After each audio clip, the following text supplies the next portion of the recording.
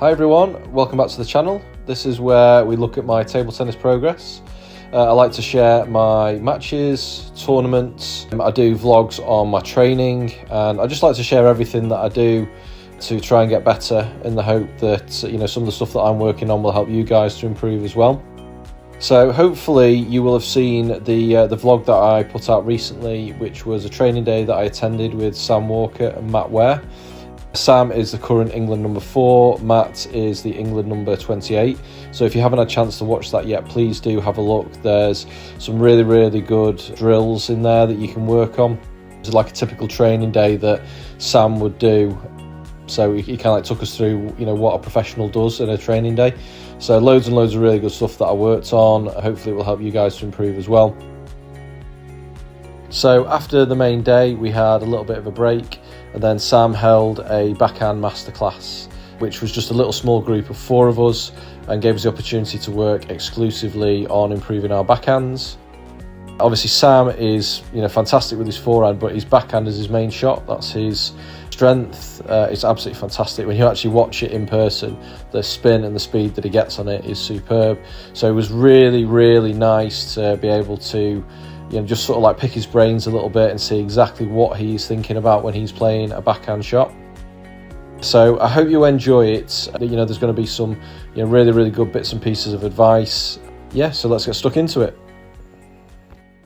So if we just start with the backhand open, so for me, really, it's the same principle throughout the whole of the backhand. And I was talking about a lot today about keeping the posture forward, head forward, and keeping the acceleration of the forearm and wrist, especially for backhand. Also, the forehand you can compensate a little bit with that because you can use more body, you can go a bit bigger, and you've got that reach here. Whereas with backhand, the moment you start reaching outside of your body on either side, you don't have the same control. So that for me, obviously with the backhand, the important thing is to stay behind it with my shoulders. So I'm always trying to make the small adjustments with my feet. No matter what, if I'm playing against backspin, same if I'm playing a flick and I'm coming in, every time my shoulders and my head, I want to keep behind the ball. So my hand should be in front of my head all the time, no matter. So if it's a flick, I'm in here. So for the flick, I'm putting under with my right foot, so that my head can come behind the point of contact on the ball. And it's the same for off the backspin and off a normal block or a kick or whatever. I'm always trying to keep these shoulders and head behind the contact of the ball. Now again, in a match like in Katani, sometimes we're outside and we're playing out here, but that's just, we practice so much that we can get away with it sometimes, but the ideal situation is going behind it. And for me, I would say now the power for the backhand, it all comes from here, especially the backhand. I think forehand as well, but obviously you're using a lot more with your weights. But for the backhand, all the power for me comes from here. So what I want to start, for all of you, just to try and get that feeling of using the forearm and wrist a lot more, just off of backspin, just try and accelerate through it as fast as you can. Right, as much as you possibly can. I don't care if the ball misses or goes on, but just accelerate as much as you can with the forearm and wrist. So if you just give me a push to my backhand, right, so it's all coming from here, right? So you're going to my body.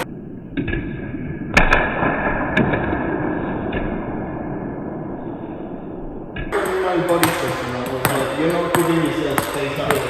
So it's all for me, it's all coming from here, but it starts with my posture being behind the ball and my head is forwards, and then the next important bit is obviously the timing. Yeah. So like I was saying, if you push to me and I wait, I have to go up to get on the table. Yeah. But even so, my head is still forwards, right? Yeah. And it's still a short shot. Still a shorter shot than a big one here, but that's when I'm letting it drop. I don't want to let it drop. I want to try and take the ball over the table with all my shots, with all the backhand shots. Whether that's off a block, off a push, or with a flick. I'm trying to take it, for me, top of the bounce is maybe even a little bit late. I want to take it before the top of the bounce. So that when you play it from here, I don't have to do much apart from going forwards with my forearm and wrist. I And I was taught like as if I was throwing a frisbee, right, in my backhand, and I hear it a lot. But that has to come with that timing. The moment you let it drop on the table, then you have to come up the back, and then it's almost like you've got a wheel when you're going over the wheel. That's the old sort of style of Lewis. Whereas now, it's the same. If you give me just a normal block ball, it's the same. There's not much of a difference apart from for the backspin, I'm a bit lower than my legs because obviously the ball's lower on the table. But I'm still taking the ball. I'm trying to take the ball above the height of the net, but before the top of the bounce. And I'm just accelerating it forwards. And it's the same if I want to play line. It's the same, all I'm doing is opening the wrist here. So all my power comes from the acceleration here. And it's quite thick. Like you're not closing no, so, mega. well, if you look at someone like Introfuction, who has his racket really close there, but his timing's so good that he doesn't hit any top edges. So for me, I don't want to be here because I'll start to top edge it. So I'm trying to keep it more open, but that acceleration, because I accelerate so quickly, I can go over and over the forward. Yeah, exactly. So if you just, so for example, if you just do an example, I'll give you a push, just accelerate as fast as you can. Okay. Remember, stay forwards, keep the timing before the top of the bounce, and just accelerate as fast as you can. Right.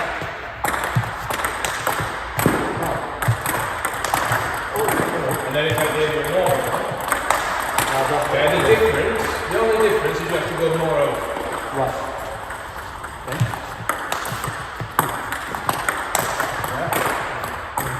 All the power comes from here. Yeah, timing is crucial as well, right? If I'm hitting there, I've already lost the power. Forwards. Yeah, go forwards. Yeah, forwards and accelerate. Good. Yeah. That one.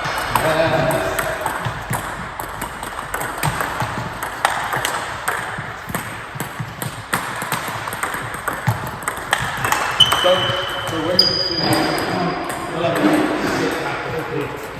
when you start sitting down here, your energy goes this way. Try and keep everything going forward. Not sitting there, because then it goes back. Keep your toes, knees bent, but then when you hit the ball, a little bit forward. You don't need to move it from this. All from here, but definitely shouldn't be putting down.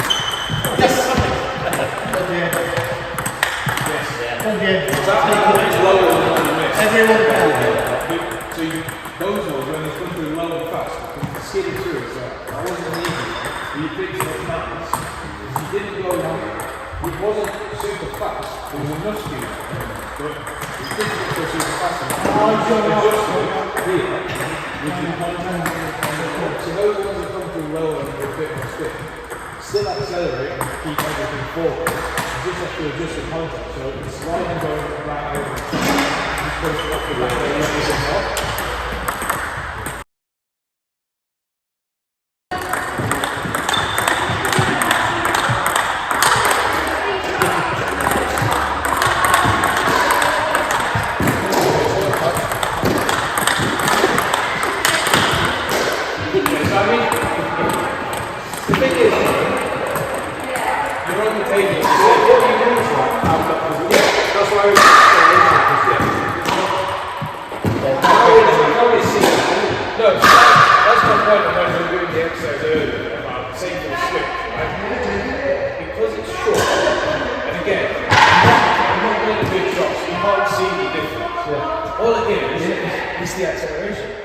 So I'm accelerating, so if you're playing a normal shot, I've still got acceleration here. You can see, so you can see my forearm on wrist, I'm still accelerating. So this is normal.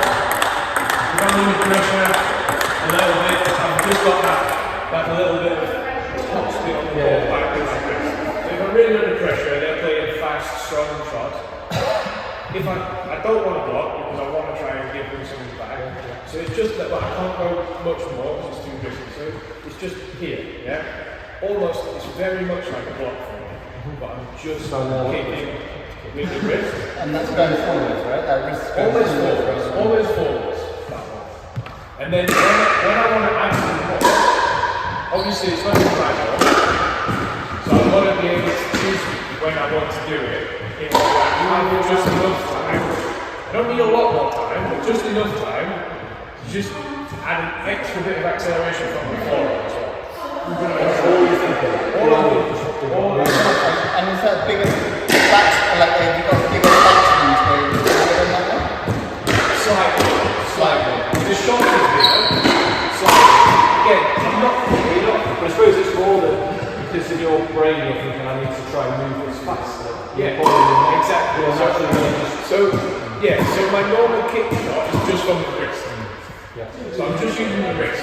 And I'm using your speed, I'm using your spin, and I'm using my wrist. And as soon as I see that chance, I can go. So if your ball is slightly shorter on the table here, rather than here, or it's slightly slower, or it's coming through the air a bit higher, and I see that chance, okay, I see it, and because I've practiced it a lot, I see it quite early. I'm like, okay, I'm on that, and I'm going forwards, slightly with my core. I'm just a bit more into the ball here. The majority is coming more from the forearm. That's where I accelerate with a bit more forearm. It's a slightly bigger shot. Kick with the wrist. And that one, when I get a chance, I'm on it a little bit earlier, probably slightly earlier. Because I see that usually if the ball comes slightly shorter, I'll try to get on it a bit earlier. Put that pressure on you. Almost get the big one, like jump. I'm not obviously, but that's what I feel. It's just all here, isn't it? It's all here. It's slightly maybe on that one. I'm going a bit here, slightly. And obviously the one when I'm further away, then I have that. But that's what makes it so big. So for me, I've obviously got the block, where there's nothing really. The kick is just the wrist. Then I've got that one, the one where I'm close, I'm going faster, and then I've got the one where I'm slightly going off the table, and I'm using that. Now for me, just the variations in my top. So that's the biggest I'm trying to go. And then slightly shorter, then it's just wrist, and then the block is obviously nothing, I'm just trying to control it. Then there's sort of 3 or 4 different shots.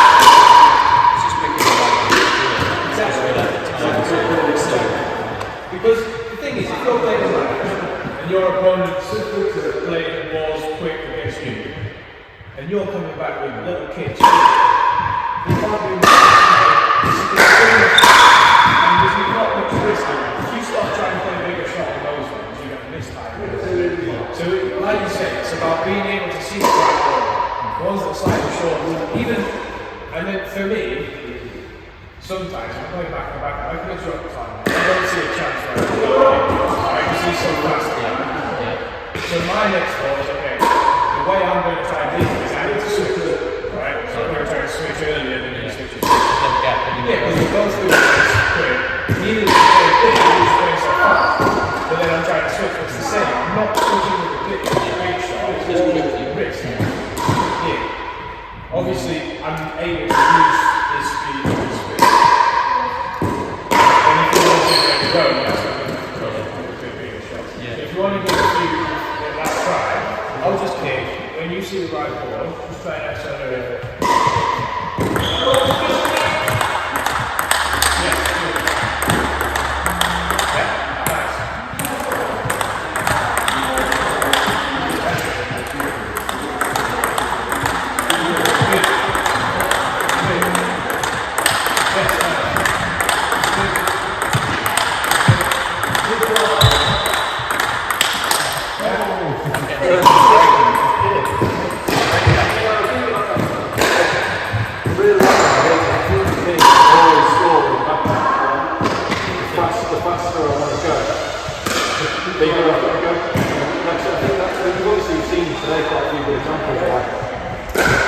confident with my form.